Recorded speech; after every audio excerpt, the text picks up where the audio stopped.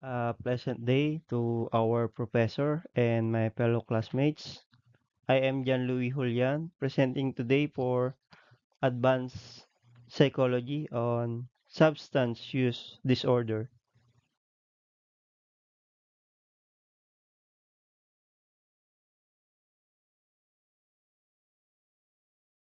Ano nga ba ang SUD o Substance Use Disorder?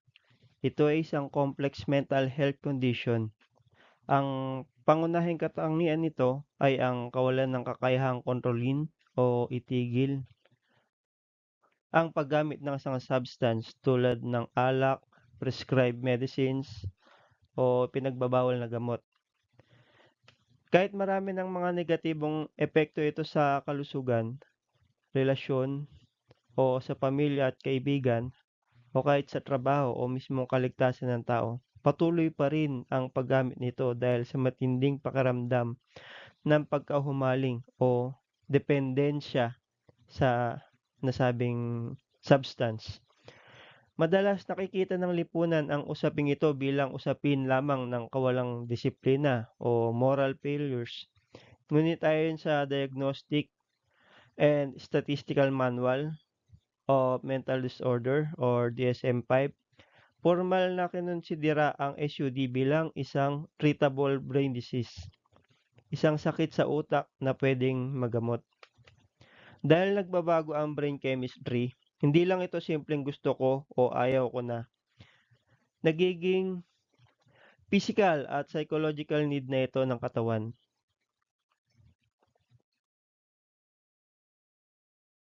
So, meron po tayong tatlong klase ng pag-consume o paggamit po ng substance. Ito po yung use, misuse, and abuse. Substance use is the proper way and safe usage ng anumang gamot o substance based sa intensyon nito. For example, pag-inom ng paracetamol kapag may fever, paggamit ng inhaler for asthma, or taking prescribed medicine galing sa doktor. In short, ginagamit mo ang medicine in the right dose, at the right time, and for the right reason. Walang issue dito kasi ang purpose talaga nito is tulungan ang health natin. Ang substance misuse naman is the wrong way of using medicine or substances. Meaning, hindi nasunod ang doctor advice or yung instruction sa packaging para maging effective ito. Wala itong intensyon na makapag-high ka or makalasing. Here are some common examples of misuse. Uminom ng 2 dosages ng gamot instead of 1 kasi gusto mong gumaling agad. Another example is paggamit ng prescription drug ng ibang tao kasi feeling mo same kayo ng simptomas. Paghinto sa pag-inom ng antibiotics midway kasi feeling mo nakakagaling ka na. Even if hindi pa tapos yung prescribed days mo. Dangerous din ito kasi line of risk ito for side effects or pwedeng hindi na maging effective yung medicine sa body natin in the future. Now let's move on to substance abuse. Ang substance abuse is the excessive and continuous use ng kahit anong substances, whether legal or illegal. Legal substance like alcohol and cigarettes. Illegal drugs like shabu or marijuana and ecstasy.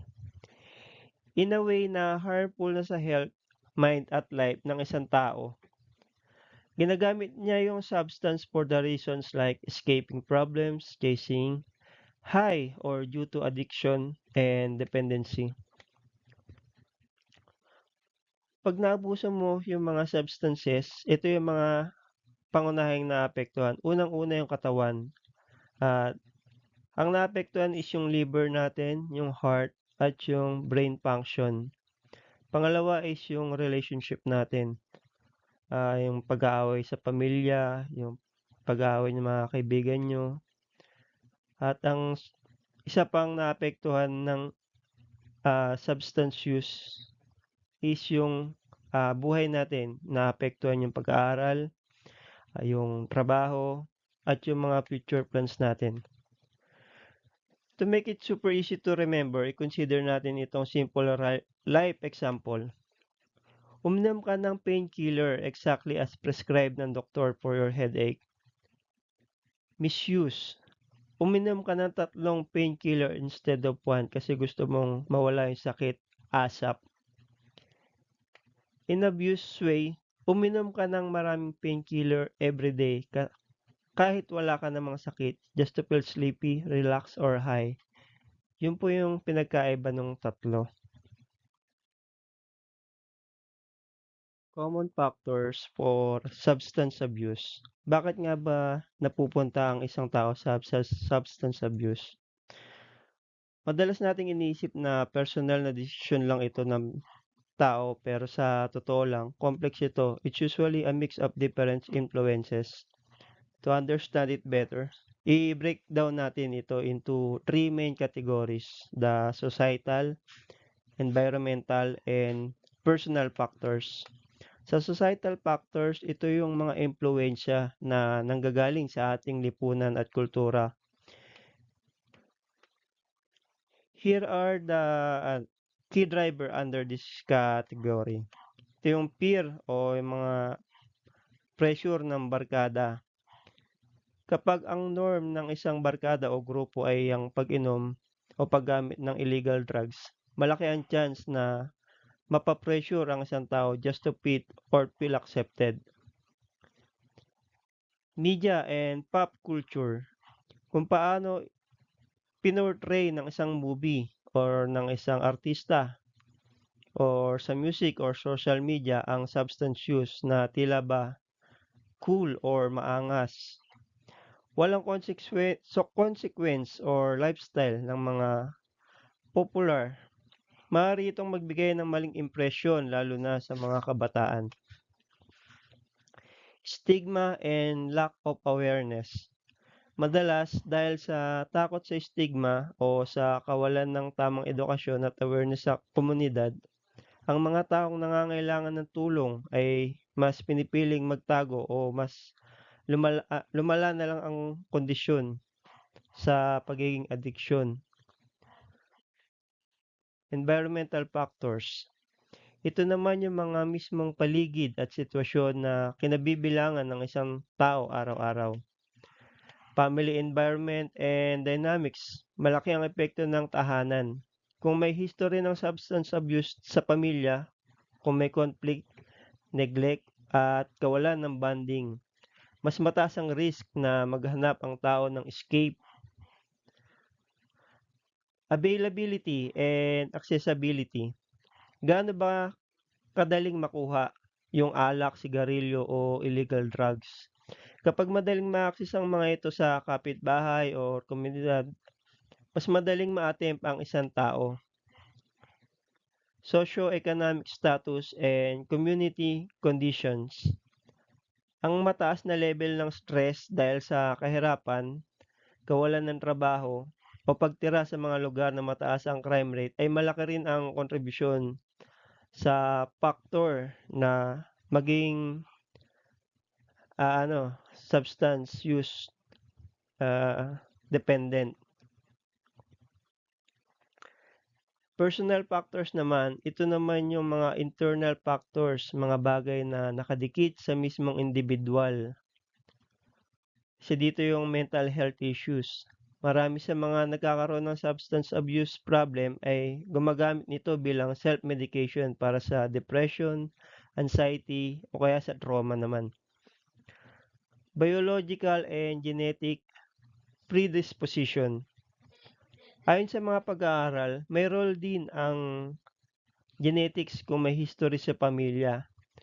May biological vulnerability ang isang tao na maging addict or maging dependent sa substance.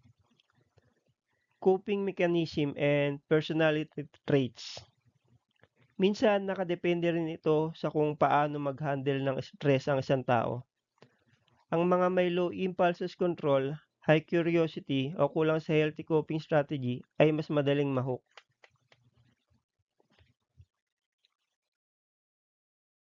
Diagnosis and neurobiology. So, tignan naman natin dito kung paano naman determine kung gaano naka-severe yung dependency niya sa substance. First is impaired control. Dito pumapasok yung hirap mag-regulate ang isang individual. Halimbawa, lumalampas na sa intended amount yung ginagamit nila. Paulit-ulit na nabibigo kapag susubukang bawasan or itigil. At gumugugol ng sobrang oras dahil sa matinding craving. In severity scale, pag na-meet niya yung 2 hanggang 3 sintomas, it is a mild SUD or substance use disorder. Second is social impairment. Ito naman yung impact sa pang-araw-araw na buhay. Manifestation include failing responsible at work, school, or home, pagkakaroon ng persistent relationship issues, and stopping or reducing important social recreational activities. At pasok na po siya sa moderate SUD kapag nagpakita na siya ng 4 hanggang 5 sintomas. Third is the risky use o yung pinakamalala. Nangyayari ito kapag patuloy pa rin gumagamit kahit alam niya ng delikado o hazardous na sa sitwasyon, or kahit alam niyang nagdudulot na ito ng physical or mental health problems. Kapag umabot na sa 6 pataas ang sintomas, ito ay masasabing severe substance use disorder. Ayon dito sa pharmacological, kung saan kailangan ng mas mataas na dose para makuha yung parehong effect and withdrawal, o yung physical symptoms na mararamdaman kapag itinigil ang paggamit. Now, let's look closer sa mismong anatomy. Himayin natin ang brain regions and systems na apektado pagdating sa addiction. Specifically, kung paano sila interconnected. Start tayo sa bottom left part ng pathway na nakikita nyo sa picture, the ventral tegmental area or VTA. Ito ang pinaka-origin point or main source ng mga neurons na nagpo-produce ng dopamine. Basically, andito ang simula ng lahat. Kapag ang isang tao ay nakaranas ng rewarding stimulus, halimbawa masarap na pagkain, panalong balita, o sa kaso natin ay drugs, biglang magsisend ang BTA ng surges of dopamine o magbubuhos siya ng maraming dopamine forward sa ibang parte ng brain. Next stop is the nucleus accumbens. Makikita nyo naman na siya medyo pataas from the BTA toward the center. This region is located within the basal ganglia. At ano naman ang ginagawa nito? Think of it as the processing center for good feelings. Siya ang nagpa-process ng pleasure, reinforcement, and incentive motivation. Basically, ito ang region na nagbibigay sa'yo ng feeling na ang sarap nito, gusto ko pa. Reinforcing the desire to repeat the rewarding behavior. Now let's look at the frontal cortex, specifically sa prefrontal cortex area at the very front. If the nucleus accumbens is where the feel good, this is where the reasoning and decision making happens. Ang function nito is impulse control, planning, and evaluating consequences. Dito nasisira ang balanse pag may addiction. Imbes na masunod ang warning ng prefrontal cortex, empowered ito ng intense craving na nanggagaling sa reward center, leading to impulsive actions kahit alam na harmful ang mga consequences nito. Finally, we have the extended amygdala and hippocampus. Ang general area nila, close proximity sa center where emotion lies. So, anong function nila dito? This system process emotion and importantly, the stress response. Naalala nyo yung feeling na, shit, kailangan ko nito to feel calm again. That's part of the amygdala role in stress. Combined, they process emotion at special, contextual memories tied to specific environmental cues. Kaya halimbawa, pag nakita ng isang dating user yung isang lugar o street corner na nakarinig ng isang kanta, automatically na trigger yung extended amygdala and hippocampus and emotional memory at strong responses, leading to severe craving or relapses. It's a whole interconnected network, hindi lang drug switch ang now-on sa brain. From creating the pressure signal to processing motivation, hindering decision making, and attaching memory with strong emotion. This whole circuit works together.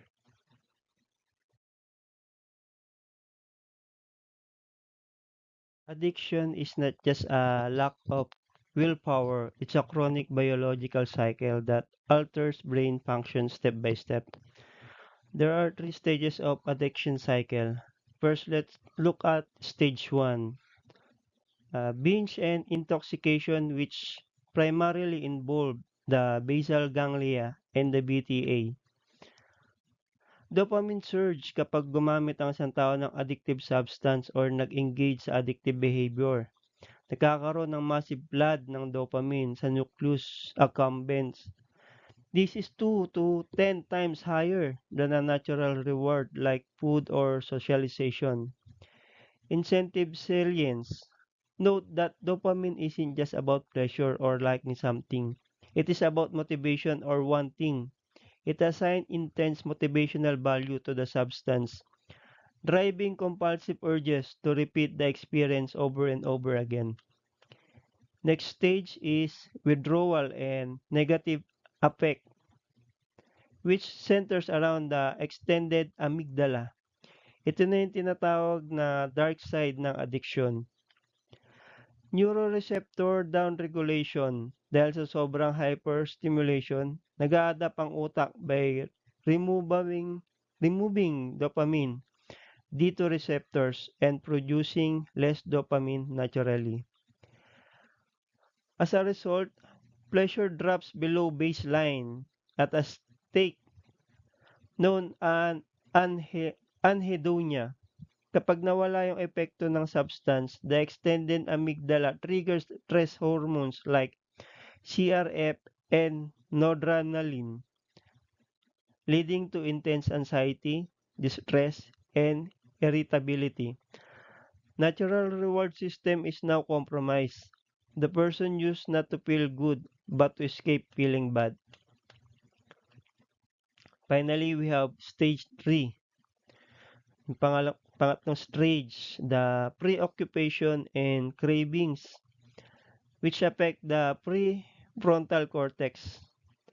Glutamate and Q conditioning through glutamate signaling, the hippocampus and the amygdala forms strong memory association between environmental cues like specific people, places, or stress that substance itself. Executive high frontality. Chronic addictions weaken the connection in the prefrontal cortex which serve as our brain control center. Isipin natin na nasira yung brake ng utak because top-down, impulse control is impaired. It becomes extremely difficult for the individual to resist strong desires and cravings, completing the cycle and driving them back to stage 1. Addiction is a continuous loop. High dopamine in stage 1, extreme emotional distress in stage 2, and weakened impulse in control in stage 3.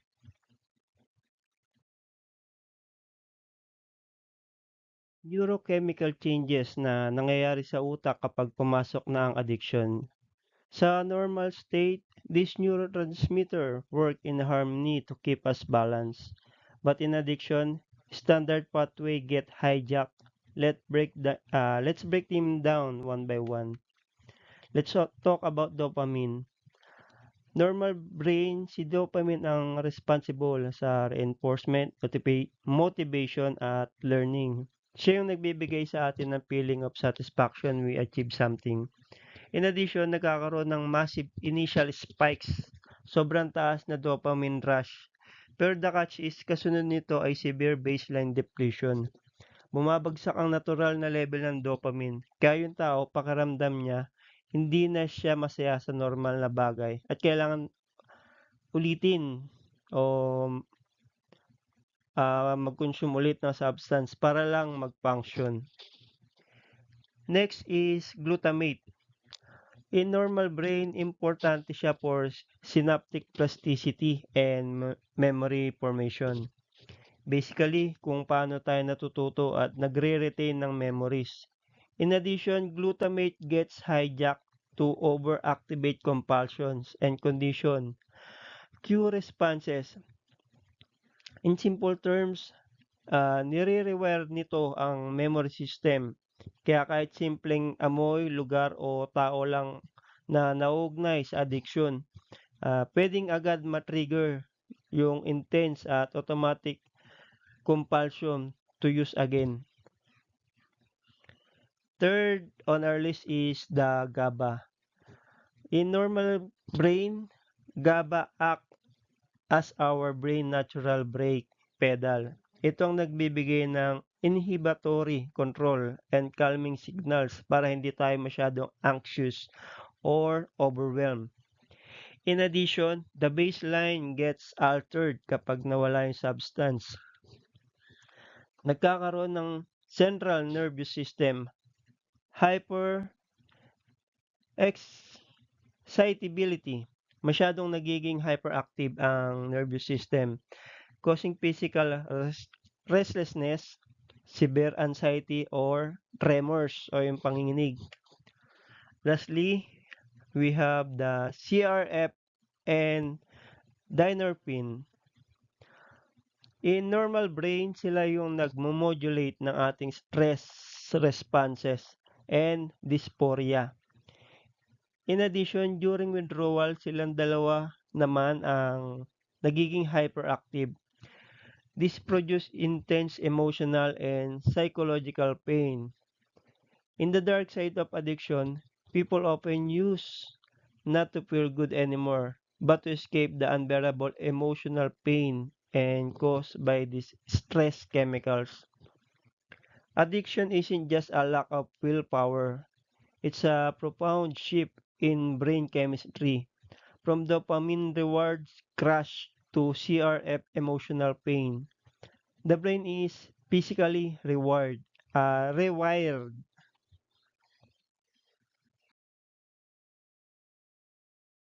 Under prevention and intervention, raising awareness through education and awareness. Sa larangan ng advanced abnormal psychology, alam naman natin na prevention is always better than cure. Napakalaki ng role ng tamang kaalaman para maiwasan ang substance use bago pa ito lumala into severe clinical disorder. First, we have to conduct targeted educational programs. Hindi lang ito basta pagtuturo ng definition, kundi pagpapaintindi sa komunidad ng real-life biological, psychological, and social risk and consequences ng substance use. When people truly understand how addiction alters brain's chemistry, behavior, and relationship, mas magiging empowered sila to make healthier choices and seek early help without shame. Information dissemination across diverse channel, hindi sapat na nasa classroom or clinic lang ang impormasyon. We need to utilize social media, community workshop, infographics, and mainstream media para maabot natin ang iba't ibang sektor ng society mula sa kabataan hanggang sa workplace at marginalized communities. By making psychological education accessible din nating naibababa ang stigma, creating an open and supportive environment, just like what we see on this slide. Next, let us focus on vital protective factor in psychological recovery and prevention. Building empathy through support systems.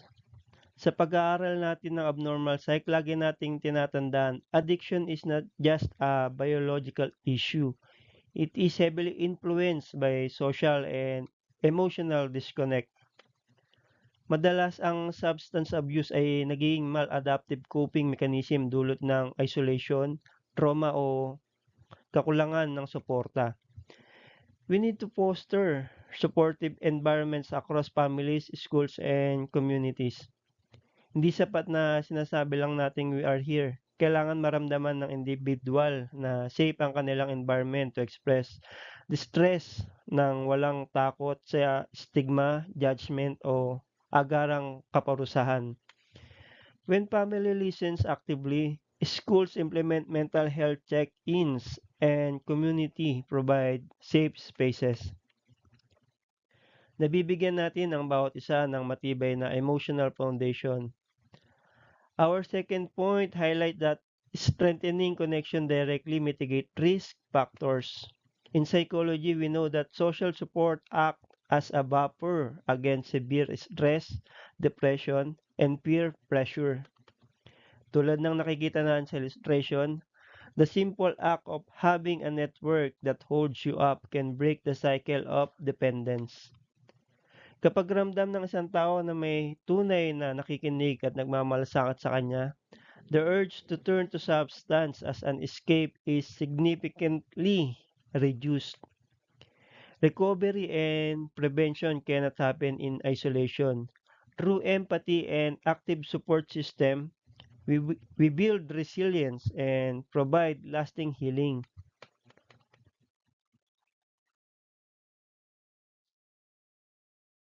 Napakahalagang bigyan ang individual ng tools to regulate their own emotion and build psychological resilience from within.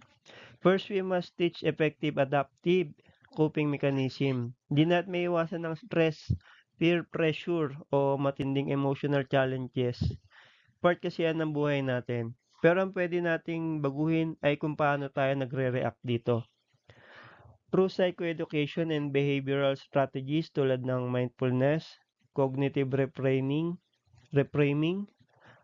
problem-focused coping, at assertiveness training, tinutulungan natin ang mga tao na harapin ang pressure ng hindi nagpapadala sa bugso ng damdamin o impluensya ng iba.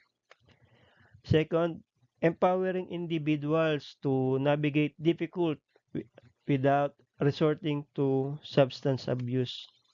Tulad ng makikita na sa visual on the slide, the posture represent calm, grounded, and self-control. When people develop high self-efficacy, naniniwala sila sa sarili na kakayanin to withstand the stress.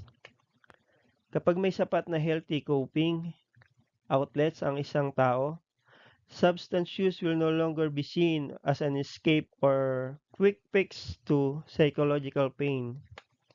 Empowering oneself means equipping the mind with healthy coping tools so that when the challenges arise, resilience, not substance reliance, become the automatic response.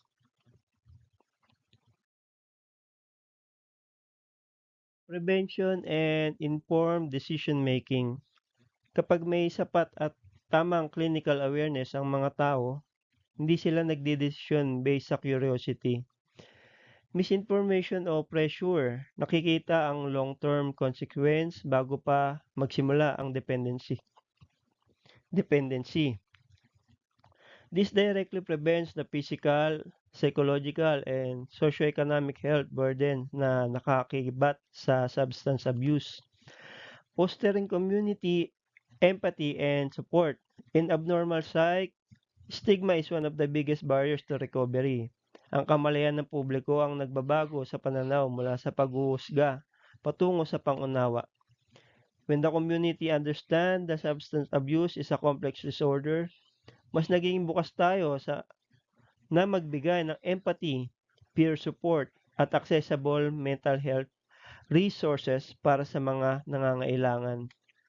At third, universal empowerment. We have to accept the reality that substance abuse does not discriminate. It can affect anyone regardless of age, status, or background. Awareness removes the illusion of immunity. It empowers each one of us to prioritize our mental health. Recognize warning signs early at gumawa ng mga desisyon po protekta sa ating overall well-being. Awareness serves as our guide, our shield, and our bridge toward collective healing and prevention.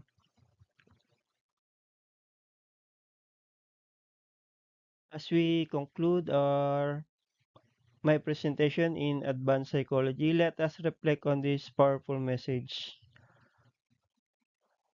Knowledge become our compass in life, directing us away from the shadow of substance abuse. Sa kabuuan ng ating talakayan, nakita natin na ang laban kontra substance abuse ay hindi lamang nakasalalay sa batas o gamot. Nagsisimula ito sa tamang kaalaman at pag-unawa.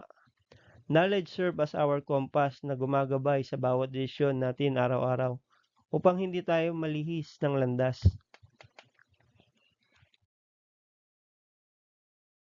Ultimately, education dispels ignorance, empathy replaces stigma, and collective action bring real healing. Let us be that compass, that light for each other. Maraming salamat po sa inyong pakikinig.